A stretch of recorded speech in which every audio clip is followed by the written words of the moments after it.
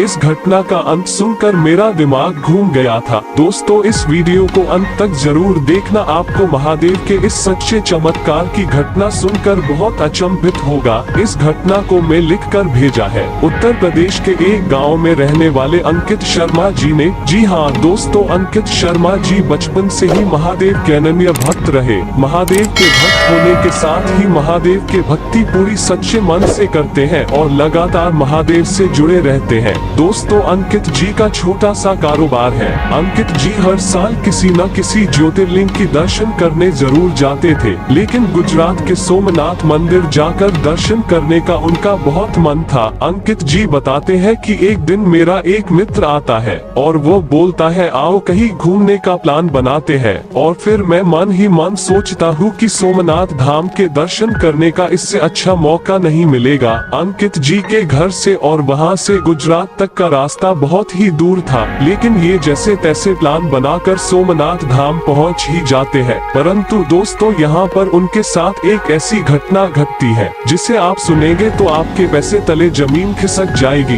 दोस्तों, अंकित जी बताते हैं कि जब वह गुजरात पहुँच चुके थे, अब वे बहुत खुश थे। सबसे पहले वे 5 मित्रों के साथ वही पास में ही त्रिवेणी नदी में स्नान करने जाते हैं। वे अच्छे से स्नान करते हैं, उसके बाद सोमनाथ जी के दर्शन के लिए तैयार होते हैं। मंदिर के अंदर बैग, फोन वगैरह वर्जित था, इसलिए ये सब कुछ होटल में ही रख के जाते हैं। दर्शन भी अच्छे से हो जाता है, लेकिन वे जैसे ही होटल वापस आते हैं तो देखते हैं कि उन सब के पर्स, मोबाइल वाला बैग कोई चुरा लेता है। दोस्तों, अंकित जी बताते हैं कि सोमनाथ धाम और उनका घर बहुत दूर था और अब उनके पास एक भी रुपये नहीं बचा था जिससे वो घर जा सके। होटल का किराया देने के जितने भी पैसे, एटीएम कार्ड से सब कुछ बस में रखे थे और सबके फोन भी बैग में ही था और वो बैग कोई चोर उठाकर भाग गया था। अब तो सभी मित्र बहुत ज्यादा चिंतित थे। दोस्तों, दिन में तो मंदिर में बट रहे प्रसाद से काम चलाते थे, लेकिन शाम को बहुत भूख लगती थी।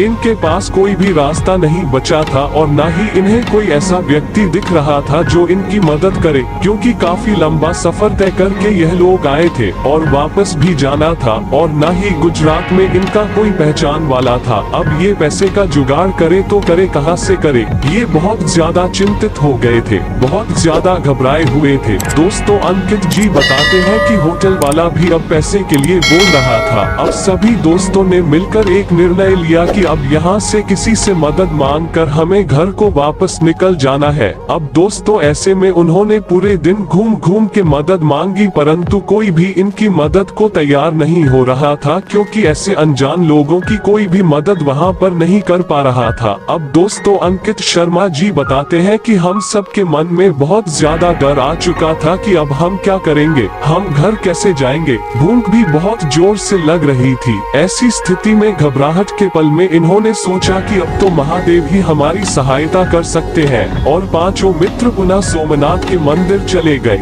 वहां पर दर्शन करते सोमनाथ से दुआ मांगी कि हम तो यहाँ आपके दर्शन के लिए आए थे, लेकिन यहाँ हमारे साथ ऐसी घटना हुई कि अब हम खाना भी नहीं खरीद सकते। अब हम बहुत ही बुरी स्थिति में और बहुत ही गंभीर स्थिति में फंस चुके हैं। दोस्तों, वे महादेव के दर्शन करके जैसे ही बाहर निकलते हैं, उनके साथ एक ऐसा चमत्कार होता है कि आप सुनकर हैरान हो जाएंगे।